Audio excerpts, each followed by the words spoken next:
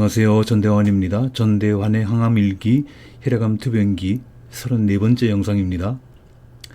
지난 월요일 4월 3일이었죠. 서울에 가서 주치의 선생님께 진료를 받고 왔습니다. 별다른 이야기는 없었고요. 손이 계속 아프다고 말씀드렸더니 약을 한 알 더 처방해 주셨습니다. 아마 진통제인 것 같아요. 그걸 먹어서 그런지 그 이후로는 손이 편안합니다. 제가 암 진단을 받고 보니까 사람이 왜 중병에 걸리게 될까? 나는 왜 암에 걸렸을까? 이런 생각을 자주 하게 됩니다. 일반적으로 사람들이 병의 원인으로 꼽는 것들은 이런 것들이죠. 흡연, 음주, 음식 습관, 유전인자, 방사선 노출, 환경오염, 각종 약물, 그리고 바이러스 감염 등등. 그런데 제가 얼마 전에 읽은 책에서는 다른 이야기를 합니다. 무슨 책인가 하면 전에 한번 소개해드린 적이 있는데요. 2022년에 나온 다정함의 과학이라는 책입니다. 다정함의 과학. 미국의 유명한 정신과 의사인 켈리 하딩이라는 분이 쓴 책인데요. 여기 보면 이런 내용이 있습니다. 제가 한번 읽어볼게요. 오래 지속되는 외로움은 비만이나 신체 무기력, 고혈압, 나쁜 콜레스테롤과 같은 이미 잘 알려진 위험 요소들보다 더 큰 신체적 위험을 야기한다. 400만 명의 건강을 살펴본 메타 분석에 따르면 비만은 조기 사망 위험을 30% 증가시키는 반면 외로움은 50%나 증가시켰다. 비만의 위험에 대해서는 늘 얘기하지만 수백만 명의 외로운 사람들은 어떻게 해야 할까? 이 외로움이라고 하는 것이 비만보다 훨씬 더 위험한데 비만에 대해서는 이야기들을 많이 하지만 외로움에 대해서는 별로 그렇게 심각하게 생각하지 않는 경우가 많다는 얘기죠. 만성적으로 외로움을 느끼면 심장 질병과 뇌졸중 발병률이 약 30% 증가한다. 외로움은 하루에 담배 15개비를 피우거나 과음을 하는 것과 같은 효과를 낸다. 참 이거 대단합니다. 이렇게 되어 있는데요. 외로움은 담배보다도 폭음보다도 위험하다는 거예요. 또 이런 이야기를 합니다. 1967년부터 10년 동안 17,530명의 남성 공무원들을 관찰하면서 연구를 진행했는데 개인별로 고혈압, 콜레스테롤, 체중, 흡연 여부 등과 같은 잠재적 심혈관 질환의 위험 요인을 측정했습니다. 이런 요소들과 함께 직원들의 고용 등급도 기록했습니다. 연구를 시작하고 7년 반이 지났을 때 그들은 전혀 예상하지 못했던 결과를 얻었습니다. 심장 질환으로 인한 사망의 가장 강력한 예측 요인은 콜레스테롤이나 혈압이 아니었습니다. 그럼 뭐겠습니까? 그 사람들의 고용 등급이었습니다. 몇 급 공무원이냐? 그 사람의 직급이 뭐냐 이거죠. 가장 좋은 사무실에서 일하는 높은 사람부터 바닥을 청소하는 직원까지 직급에 따라서 분명한 변화도가 존재했습니다.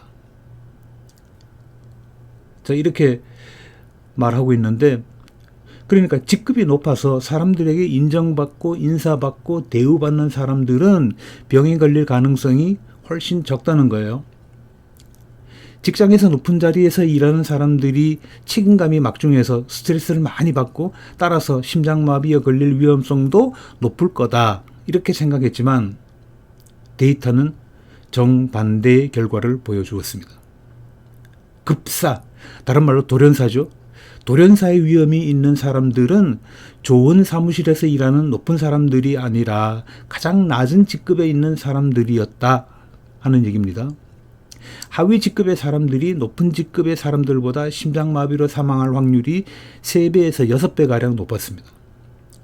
최고위급 행정관은 전문직, 의사나 변호사 같은 전문직보다 심장질환이 덜 생겼고 전문직은 일반 직원보다 심장질환이 덜 생겼습니다.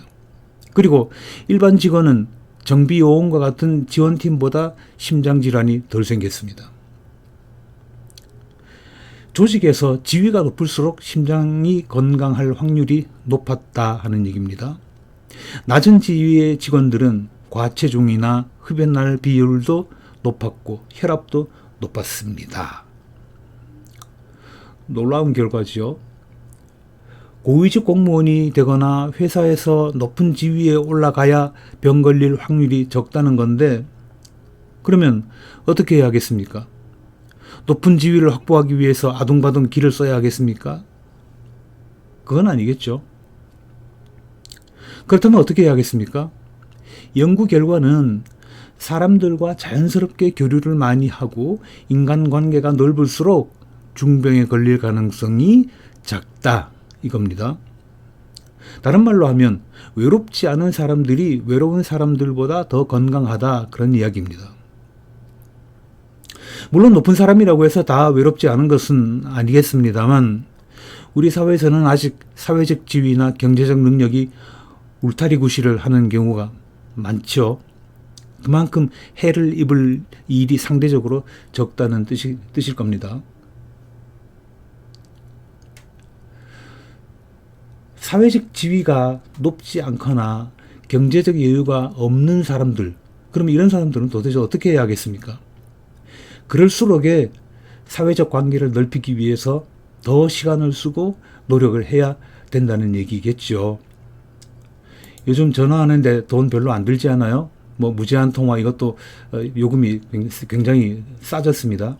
그러니까 틈 나는 대로 다른 사람과 관계를 가지려고 애를 쓰고 또 사회적 관계를 넓히기 위해서 애를 쓰는 것이 좋다, 그런 얘기입니다. 자, 어쨌든 건강하게 오래 살려면 사회적 활동을 늘리는 게 좋은데,